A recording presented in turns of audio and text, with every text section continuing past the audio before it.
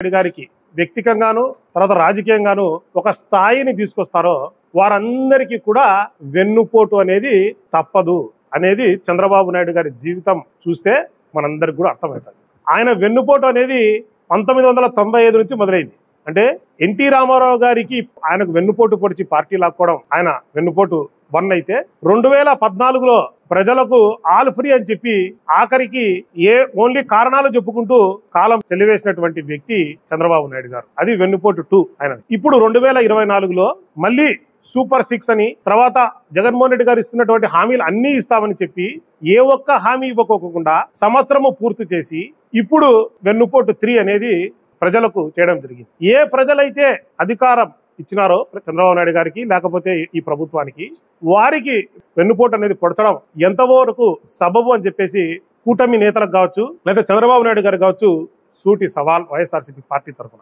చంద్రబాబు నాయుడు గారి స్పెషాలిటీ ఏమిటంటే ప్రజలకు కావచ్చు లేదా ఎవరైనా కానీ ఆయన వెన్నుపోటు పొడవాలనుకునే వాళ్ళకు ఎప్పుడు వెన్నుపోటు పొడిచినాడరా అనే రీతిలో ఆ వెన్నుపోటు ఉంటుంది. అంటే అయిపోయిన తర్వాత తెలుసుకుంటారు తప్ప ముందుగా ఎవరు తెలుసుకోలేరు. పెన్షన్ 4,000 అన్నాడు. సో అందరూ ఏమనుకుంటే 45,000 మాకు వచ్చేస్తుంది, అదొక 45,000.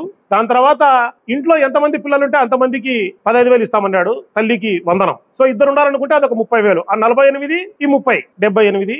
రైతులకు వచ్చేసేసి 20,000 సంవత్సరానికి. ఆ 20 కలిపితే 78 ఒక 20 98. తర్వాత ఇంట్లో ఎంతమంది 18 సంవత్సరాలు దాటిన మహిళలు ఉంటే వారికి 1,500 రూపాయలు. అంటే ఇద్దరు ఉండాలనుకున్నా కానీ అదొక 3,000 నెల కంటే అదొక 36,000. అంటే 48 ప్లస్ ఒక 30 78 ప్లస్ ఒక 20 రైతులకి 98 ప్లస్ ఇదొక 36 అంటే ఆల్మోస్ట్ 1,34,000. ఇది కాకుండా బస్సు ప్రయాణం అని అది చెప్పినారు. అది ఫస్ట్ ఏం చెప్పినారంటే ఎక్కడి నుంచి ఎక్కడికైనా అని చెప్పి ఇప్పుడు ఓన్లీ ఆ జిల్లాలోనే తిరగచ్చు అని చెప్పి చెప్తా. అదే కాకుండా పెన్షన్స్ అని బీసీ ఎస్సీ ఎస్టీ మైనారిటీలకు పెన్షన్లని నిరుద్యోగ భృతి అని ఇంట్లో ఒకరు నిరుద్యోగుడు ఉన్నారనుకుందాం అది ఒక 3,000 అంటే సంవత్సరానికి 36,000. అంటే దాదాపు 1,80,000 సూపర్ 6 లో ఉండే హామీలు ఇస్తే 1,80,000 ఉన్నాయి. ఇవన్నీ కాకుండా జగన్మోహన్ రెడ్డి గారు ఏం చెప్తే ఎన్ని ఇస్తా ఉన్నాడు అంటే జగన్మోహన్ రెడ్డి గారు తోడు ఇస్తున్నాడు, వైఎస్ఆర్ తోడని తోడు, తర్వాత చేయూత, ఆసరా, తర్వాత దర్జీలకు డబ్బులు, తర్వాత ఆటో డ్రైవర్లకు డబ్బులు, లాయర్లకు డబ్బులు, తర్వాత రజకులకు, న్యాయ బ్రాహ్మణులకు ఇవన్నీ కూడా కంటిన్యూ చేస్తామని చెప్పినారు. సో ప్రజలు ఎవరు ఇవన్నీ కాకోకుండా ఫీజు రియంబర్స్మెంట్ అది కూడా ఉంది.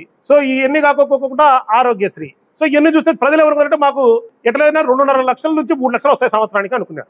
జగన్మోహన్ రెడ్డి గారి కాలంలో 5 సంవత్సరాల్లో చూస్తే సంవత్సరానికి ప్రతి ఇంటికి లబ్ధి జరిగింది. అంటే లబ్ధిదారుల చూస్తే ఒక 65,000 నుంచి 80,000 మధ్యలో ఉంది. అంటే కొందరికి ఎక్కువ తక్కువ ఉండొచ్చు, ఎందుకంటే ఆరోగ్యశ్రీ ఎక్కువ తక్కువ పడి ఉంటుంది అట్లా చూసుకుంటే. సో ఆయన దాంట్లో సంవత్సరానికి ఒక 7,000 నెలకు 7,000 నుంచి 8,000 రూపాయలు ప్రతి కుటుంబానికి వస్తా అంటే చంద్రబాబు నాయుడు గారు చెప్పిన హామీలతో ప్రతి కుటుంబానికి 20,000 నుంచి 24,000 25,000 వస్తాది అని చెప్పేసి ఆ రకమైన భ్రమలు అనేది